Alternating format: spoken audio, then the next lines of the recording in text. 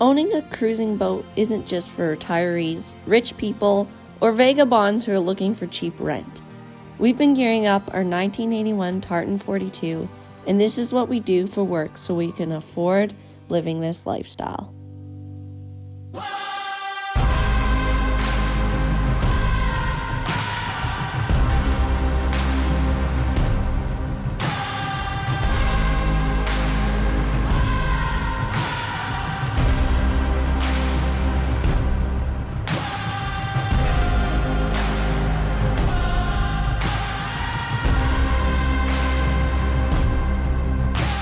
We've spent the last 2 years working hard and saving money so we can leave Canadian waters and sail south. Tyler is a professional athlete. He is the first bilateral amputee to fly a wingsuit, and most recently, a gold and bronze medalist at the 2022 Beijing Paralympics.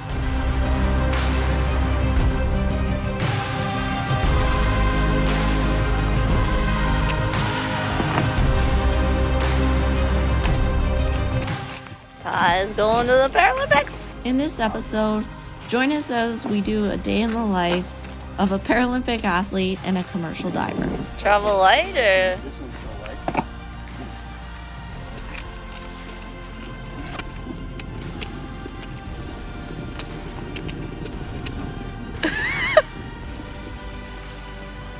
Super stoked to go to my first Paralympics and with Canada Snowboard, Canadian Para Snowboard team.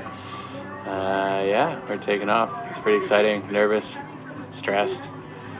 Once we get on that plane, I think it'll all be a little more relaxing because we're finally on our way.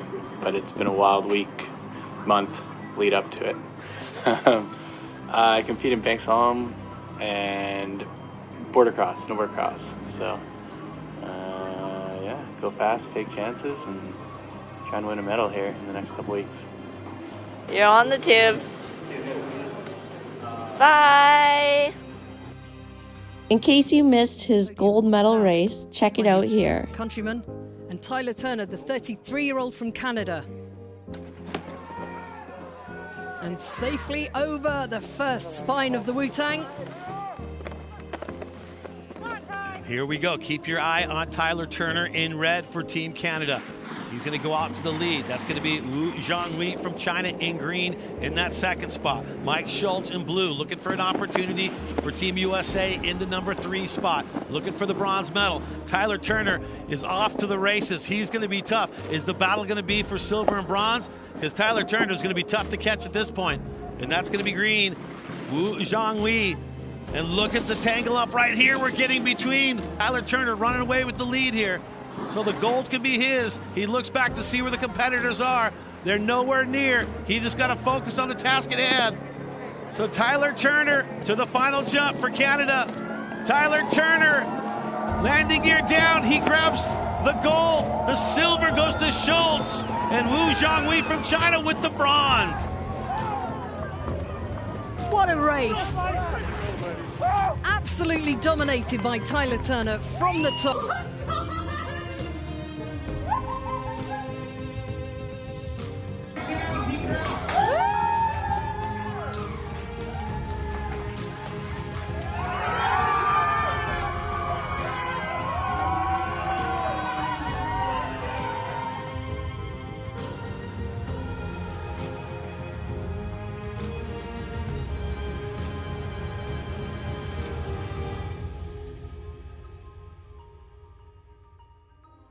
Welcome back. A Campbell River Paralympic gold medal winner has shown us all what it means to overcome adversity and move on to greatness.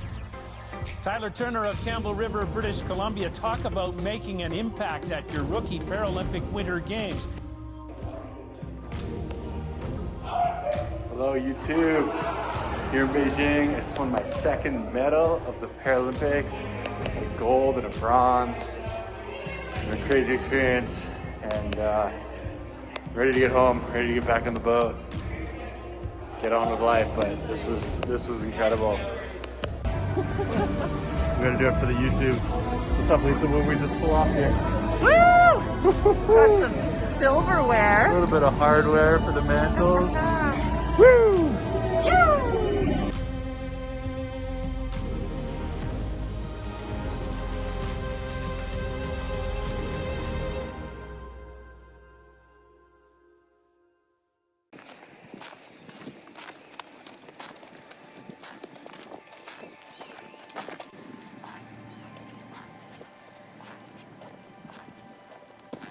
So you guys have said that you've loved the diving videos, so I thought that I would show you a day at my work, which is commercial diving, for those that didn't know. And I've been hired to dive on Chris and Megan's boat, the Cook Queen. They think that they hit a log the other day crossing the Georgia Strait, so I'm going to go check out their stabilizers for them and take some GoPro footage to show them. So let's jump in. So it is in the middle of winter here, but I work year round, and it's actually warmer underwater.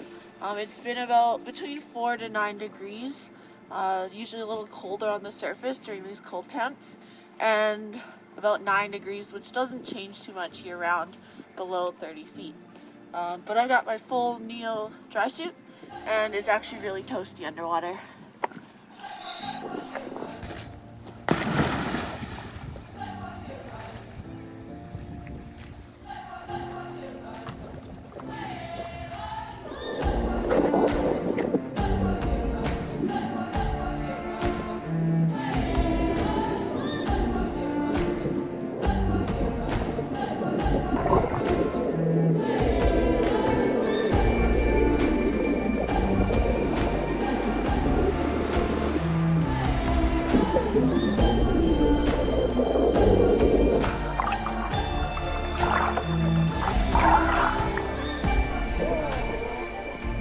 Scuba diving comes with its challenges, especially in this colder climate. Being comfortable in your gear is just one way to make it much more safe and enjoyable.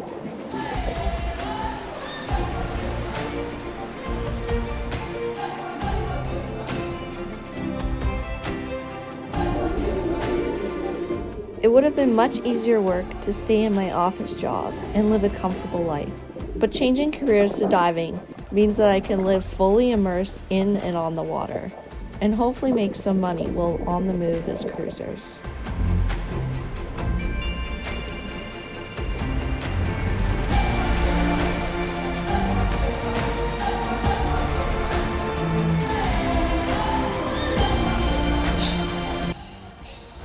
Didn't find anything too obvious down there. I'll report it to Chris, and other than that, it's a pretty quick dive, and the day is done.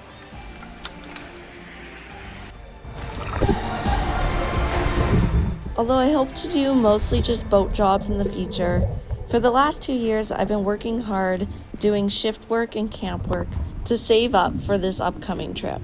Here's a little inside view at a recent job I worked on in Pendrell Sound.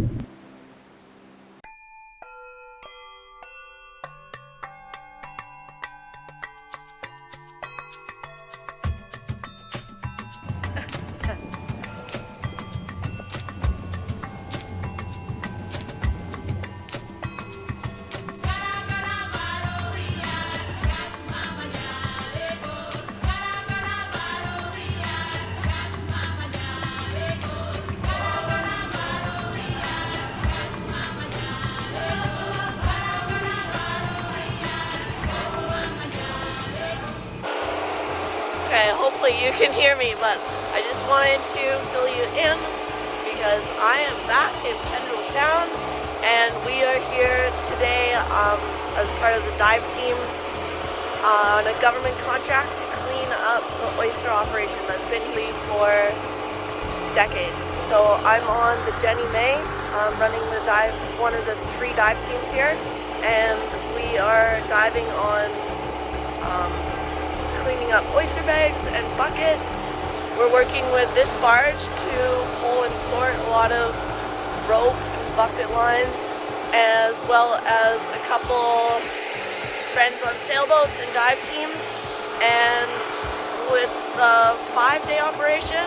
There's still lots down there, but we're doing our best to clean it up. I just thought I would bring you guys along so you could see what I do for money, for work, and how we can afford footloose in the cruising lifestyle.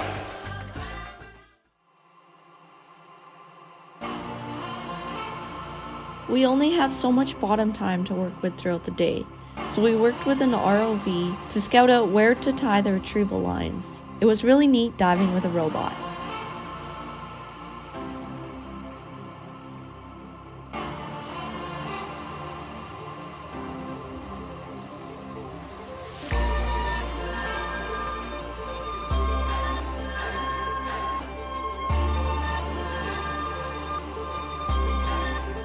It would sometimes take hours collecting each string of buckets that we attached to.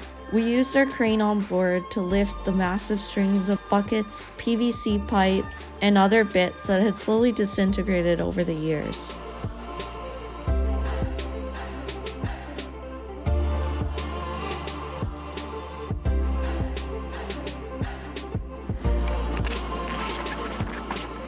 Once the barge was on site, we worked alongside them to attach to the massive grid system that was still hanging in 160 feet of water.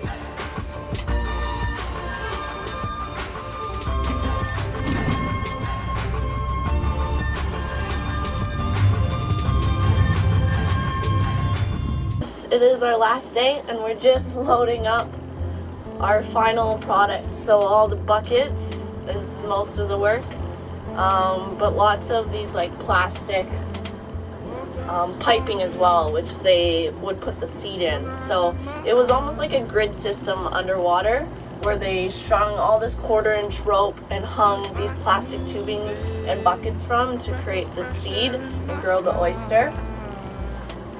It was a fellow, we'll call him Rick, it's not his real name, but he was here for decades. He is required to clean this up. So part of it is on his dime and part of it is on DFO's dime. So it's a group operation that we got funding for, and that's how I got hired onto the job to run the Jenny May. So it's been a really fun project, a lot of work, but it's worth it. It's really nice to be doing something good for a change. Diving, not all the work is very super rewarding. A lot of dirty work, but this is dirty work and it's rewarding. So happy to be here.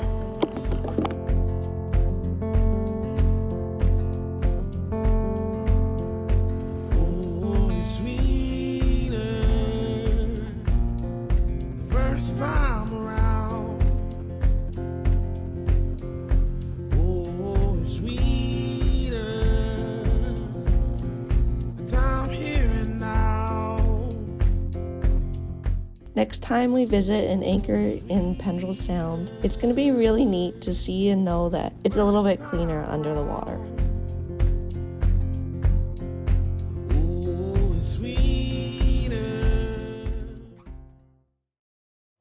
I also have a couple side hustles, including writing for sailing magazines. Most of my articles have been published in Pacific Yachting Magazine, but I hope to expand that. Lastly, I'm fortunate enough to be supported by Helly Hansen. They mostly support me in gear, but also a bit financially, and a few affiliate links as well. That being said, if you wish to support our upcoming journey, we've been putting together a Patreon page so you can support our adventures. If that's not possible right now, it's a huge help just to subscribe and follow along. Thank you so much for your support. All this pain, you bring them from another world.